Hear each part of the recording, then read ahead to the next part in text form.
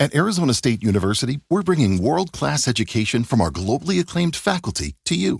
Ranked #1 in innovation for 10 consecutive years and #2 among public universities for employability, ASU isn't just ahead of the curve, it's creating new paths to success. Earn your degree from the nation's most innovative university. Online, that's a degree better.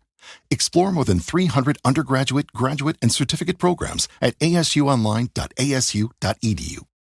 Hi, I'm Richard Karn, and you may have seen me on TV talking about the world's #1 expandable garden hose. Well, the brand new Pocket Hose Copperhead with Pocket Pivot is here, and it's a total game changer. Old-fashioned hoses get kinks and creases at the spigot, but the Copperhead's Pocket Pivot swivels 360 degrees for full water flow and freedom to water with ease all around your home. When you're all done, this rust-proof anti-burst hose shrinks back down to pocket size for effortless handling and tidy storage. Plus, your super light and ultra-durable Pocket Hose Copperhead is backed with a 10-year warranty. What could be better than that? I'll tell you what, an exciting radio-exclusive offer just for you. For a limited time, you can get a free Pocket Pivot and their 10-pattern sprayer with the purchase of any size Copperhead hose. Just text WATER to 64,000. That's WATER to 64,000 for your 2 free gifts with purchase. WATER to 64,000. By texting 64,000, you agree to receive recurring automated marketing messages from Pocket Hose. Message and data rates may apply. No purchase required. Terms apply. Available at pockethose.com/terms.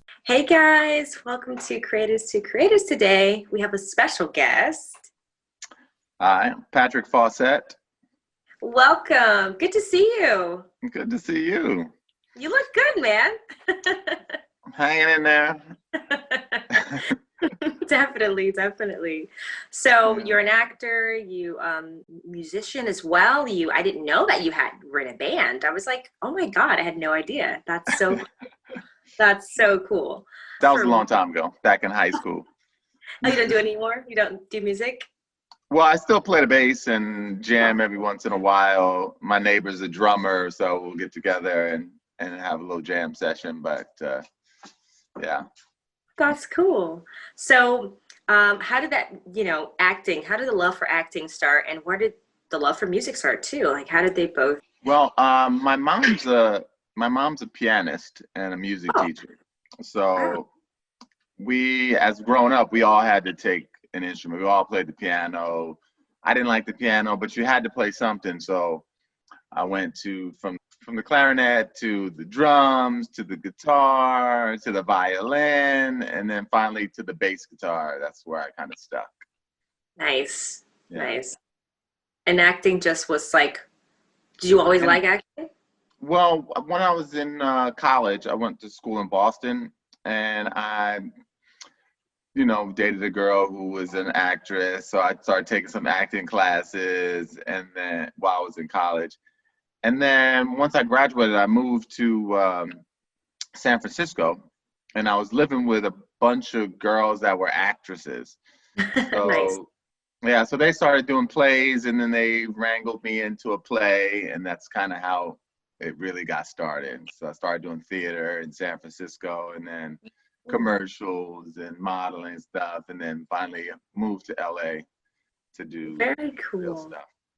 Very cool. So do you like theater better than movies, or is it, because I'm sure it's a difference, because plays, you got to, bring the energy every night kind of thing. Yeah, I mean, I love the, that live feeling of theater, because, you just knock it out. You got the audience there and you're feeding off of that. But TV and film is where it's at. At one point I thought about it. I was like, that would be so cool to just to direct a play. But I got a chance to kind of help out. It's so much work. I was like, wow, the energy you gotta give. And then everybody that comes sometimes every night is not the same. It's different energy, but you have to bring your game every night, Every night. Are you thinking about getting back into it maybe one day? Like maybe doing a play? Yeah, I was actually I always still do theater. So I was actually doing a play right before the COVID thing hit. We were in rehearsal. And then in March, when everything started shutting down, we were still trying, still believing. And then it was over. And then it kept postponing it. And then now it's kind of scrapped. I'm sorry. Actually, 2 plays I was supposed to do. I was supposed to go up to Oakland to do one, which has been scrapped, and then one here in LA. But, we'll see when that's all over. When do you think it will be all over? Just curious. When that vaccine comes out. Yeah, I've been hearing about that vaccine. I don't know. I heard Yeah. like Russia has it or something like that. Yeah, I heard that too. Yeah, But we'll see. We'll see. I'm hoping. What are you thinking? You thinking?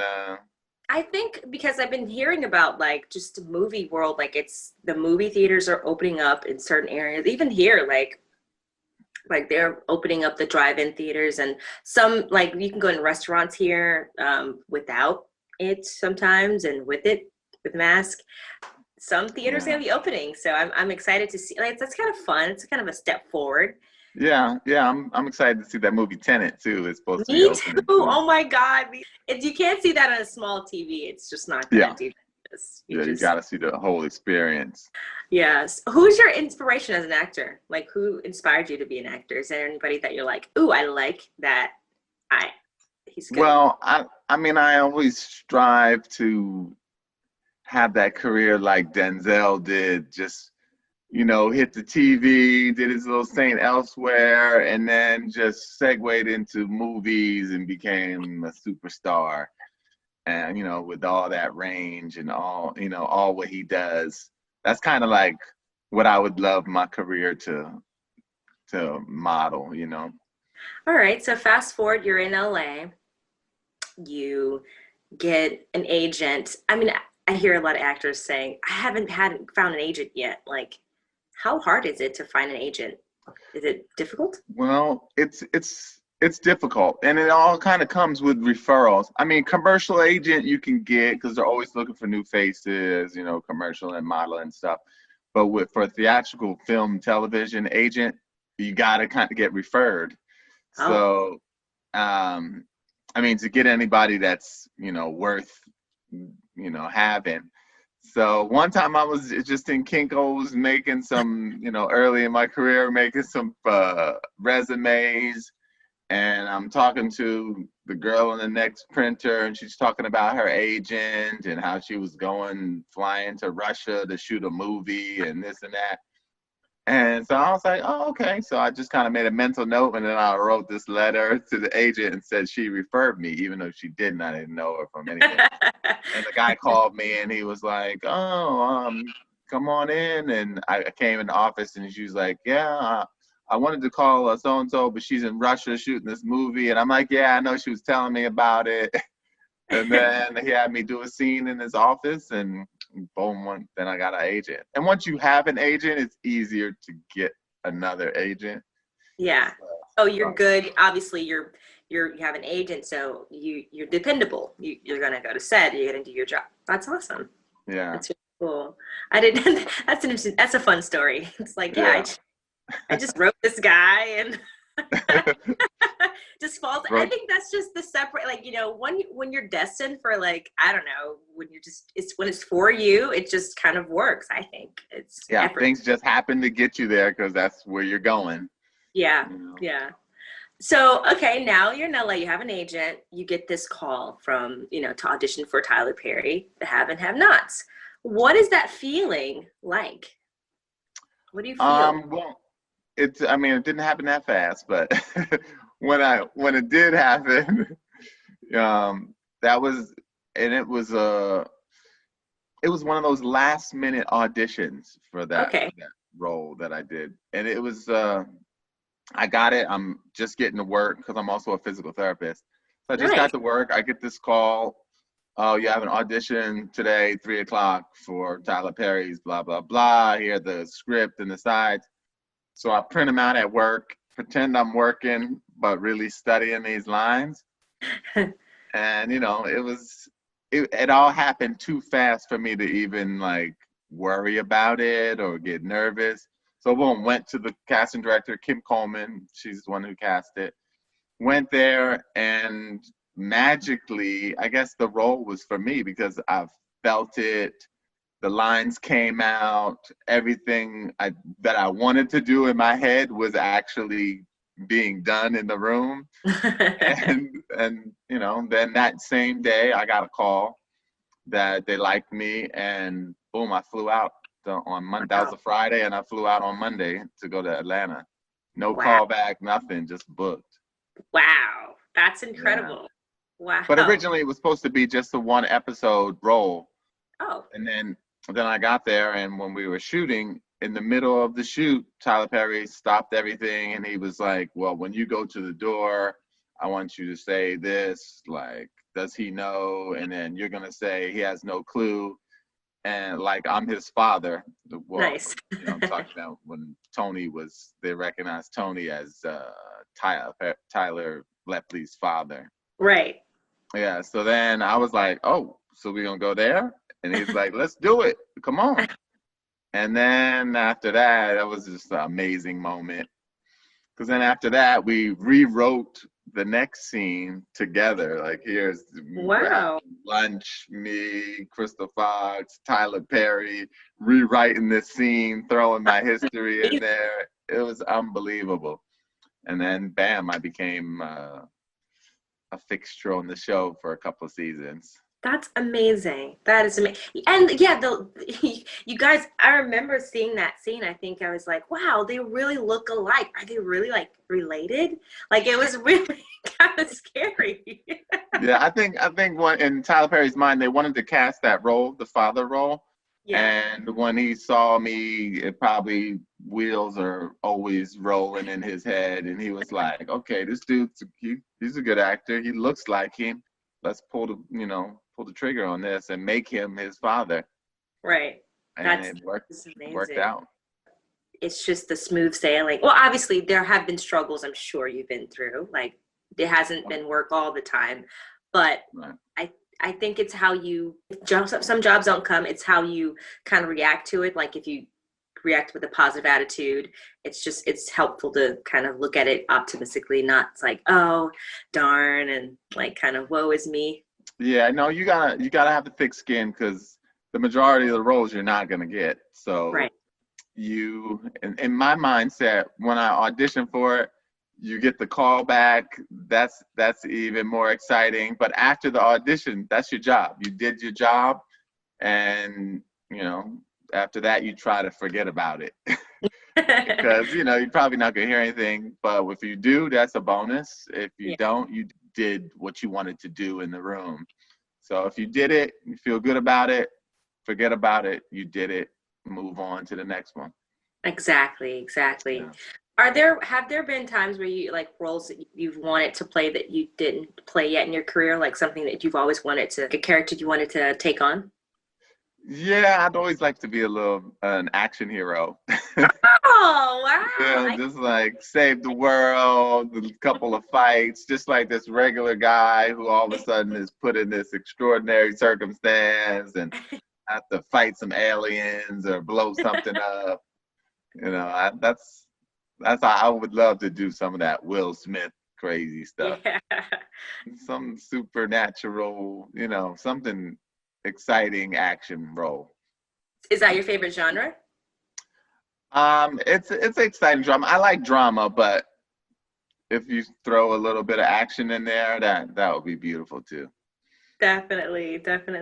I find it amazing when actors, when you guys are reading lines and you get the script and you're just going over it, and it's like you're off book so fast. Like, I've seen it. I'm like, it blows my mind. Was that something you had to practice, just continue to do, and then you just kind of just was like, it's easy to retain like lines when you're rehearsing? It's not that easy. I drill it over and over and over. I tape the lines. I listen to them in the car, but once you feel the character and know what he's saying and who his relationship with everybody, it starts to become natural. Like, what he's gonna say, and you feel what he's gonna say, and maybe it might not be exactly word perfect, but you're saying what that character would say. I thought about it. I was like, I tried to do some little acting here and there, and I'm just like, whoo, God, I was like a struggle just to get those lines, but it was fun. It was a really fun experience. Maybe if I exercise it more, but It's not for me. So I commend you guys. You guys are amazing.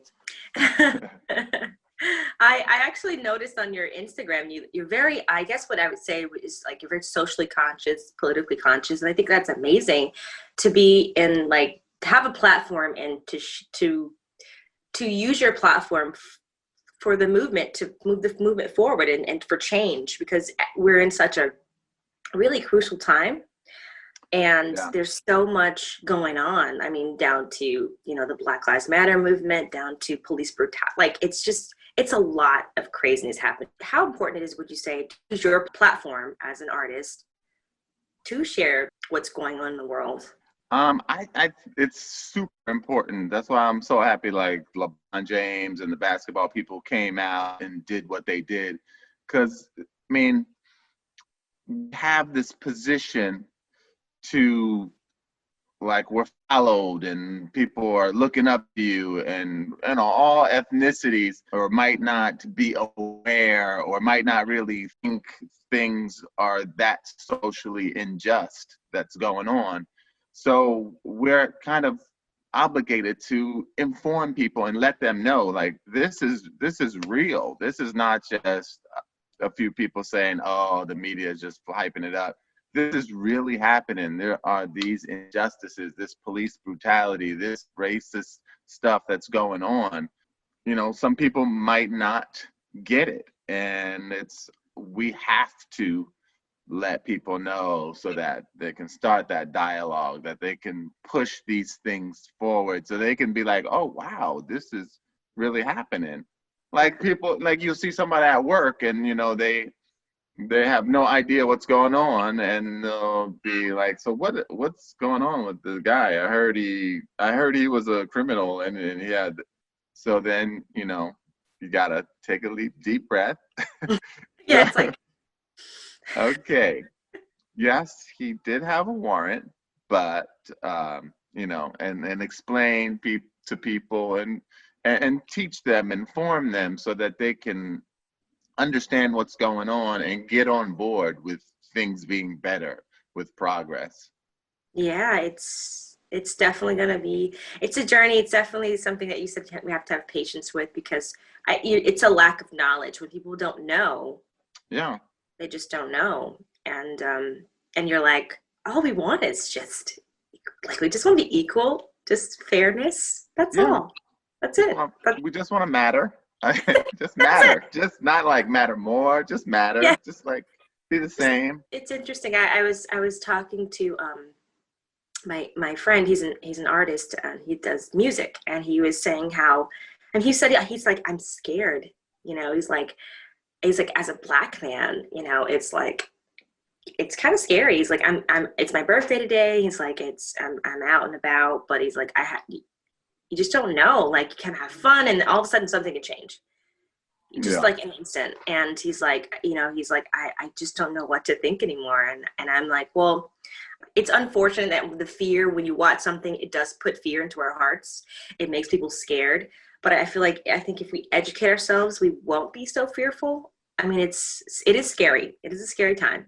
It makes you so scared to even want to call the police. If I see something going down, I mean, I don't want to call the police because somebody might get killed. Like, it might resolve itself. It might not. It might be a fight.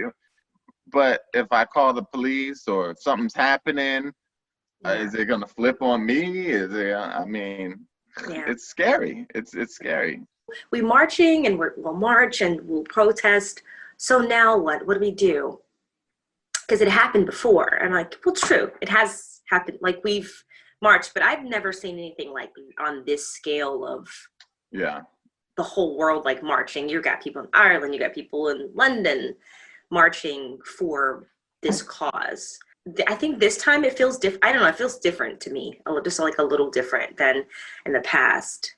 Just slightly, like, it seems to be like more people that want change, but I think it has to be up to us to continue to talk about it and never stop talking about it, so then that we don't have to go back to the past. Yeah, because it's gone back many times. Like, you look at the things from the 60s, you know, progress goes and then it gets kind of stagnant and it stays a certain way and everyone just accepts it. Like, this is the way it is. I mean, like when I was a kid, police beat you up all the time. It was just, that was the way it is. Like, oh, don't say anything to that cop because you're going to get beat up. But that was just the way, that's just the way it was. But, then you have something that pushes people over the edge, and then boom, you got all this change and things move forward. And then you take that risk of it becoming stagnant again. And it's hopefully won't. Hopefully there'll be some major changes because things are different now, It's not like it was before. Definitely. You can't say stuff. You can't want it to be like it was before. Like, why can't I say, this word, or why has it got to change? Well, because things have changed. You can't have slaves now. Now it's this way. Okay, you can't say the N word. Now it's this way. Okay, we can live wherever we want now. Okay, things are changing. Now things are changing. You have to change because that's what's right. That's what's right, exactly. How do you feel about the political climate right now with Trump and Biden and I know I had to go there. There's so much stuff going on. It's like insane. Yeah, it's crazy. I mean, oh man, we got to get Trump out of there first off. Just because he's made I have nothing against Republicans, and I'm a Democrat, but I lean in that middle moderate area. But he's just destroyed the morality of the world. He's just not a good person. And so once we get that out, then things can kind of start cleaning up. Hopefully somebody with more compassion, more, someone more uniting, as opposed to like trying to divide everybody, get those immigrants out. And, we need someone that's going to unite people, black and white, Republican, Democrat, gay, straight, to bring everybody together as, Americans, and then move from there, as opposed to separate everybody. Oh, keep those people out of the suburbs. We don't want the black people. I mean, come on. Oh, we don't want poor housing in the suburbs. Really? Oh, there's good people on both sides, those white supremacists. And that's just, you can't have the leader of the world basically that way. You can't. So, yeah, Republican or Democrat, you just can't have that kind of person as the leader of the free world. It's just, so then I think things can kind of start healing a little bit. That's what all we can do, is just remain hopeful and just like, optimistic, because you never know. Something good can come out of this tragedy. Yeah. Who'd ever thought I would be like political? I'm so like far away from politics and social stuff, but I just was dragged into it. You get to a point where like, oh no, that's it. That's it. I'm going on, the rampage. I am, getting social conscious. And then my daughter is a African American studies major, so she's like in my ear, and she gives me all the up to date stuff. Yeah, that's awesome. I didn't know that. Congrats to your daughter on that. That's amazing.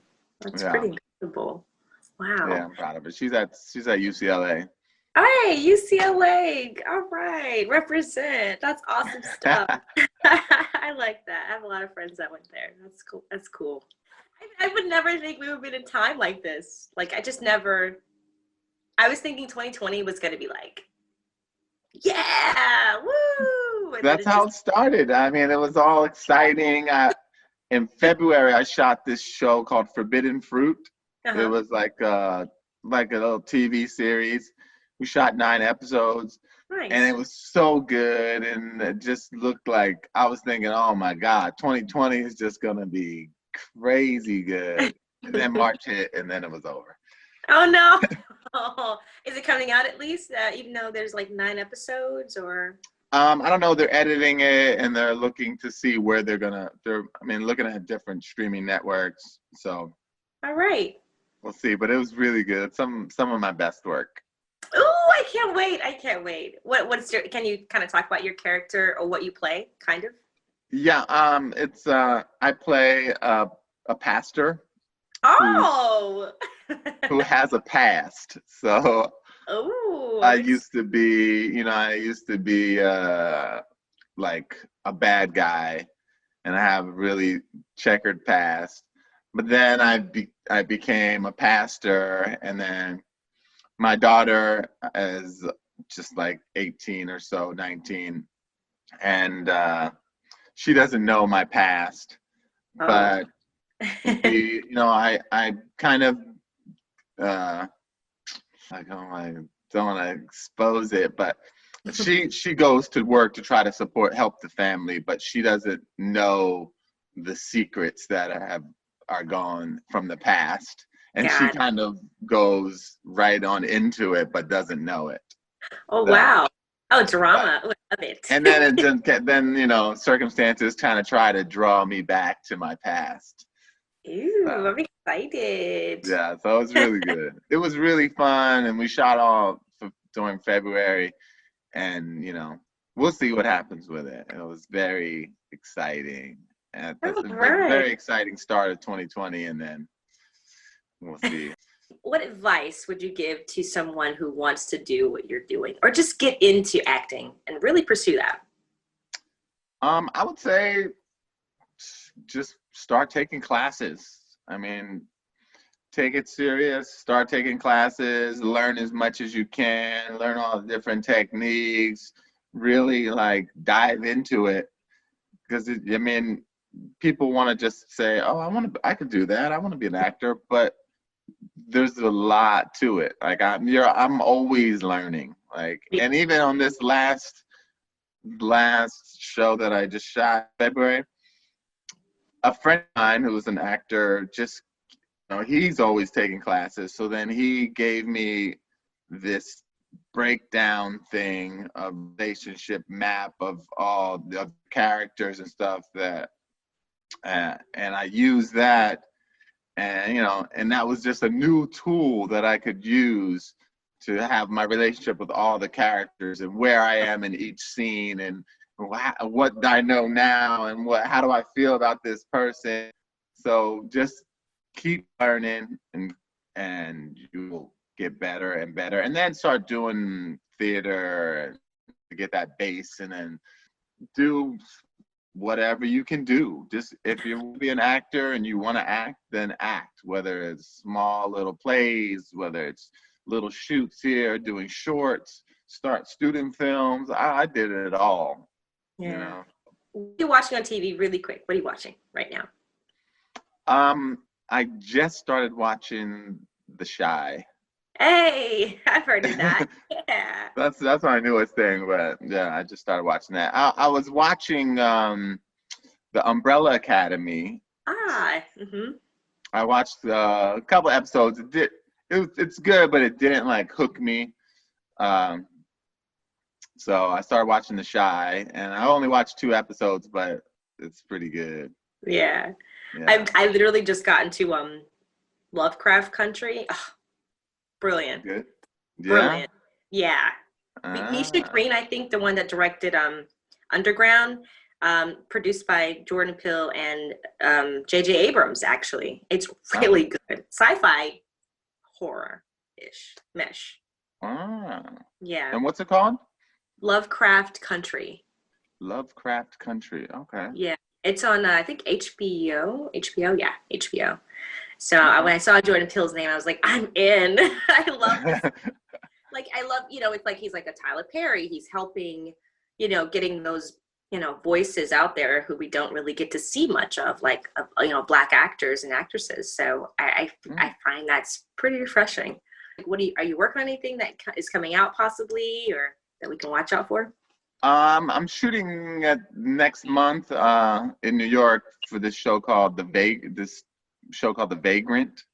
Okay. So it's a movie about this guy who kind of loses it all and ends up on the street homeless, and then his fight back to where he was before, and then he comes back. It's kind of a feel-good story to help. I don't play that guy, but Oh. but I have a nice little role in the movie as well. Nice. I'm excited. Awesome. But yeah, you can find me on Instagram at Patrick Faucette, Facebook at Patrick Faucette, Twitter at Patrick Faucette. So I'm on all of them. Yes, he is. Thank you so much. You're amazing. So good to see you again. Great time. Thank you. It's good to see you and your signature hat. Hey, I have to put it on for you, Yeah. Looking good. Thank you. All right, guys. And always remember to live, love, laugh. Bye, guys.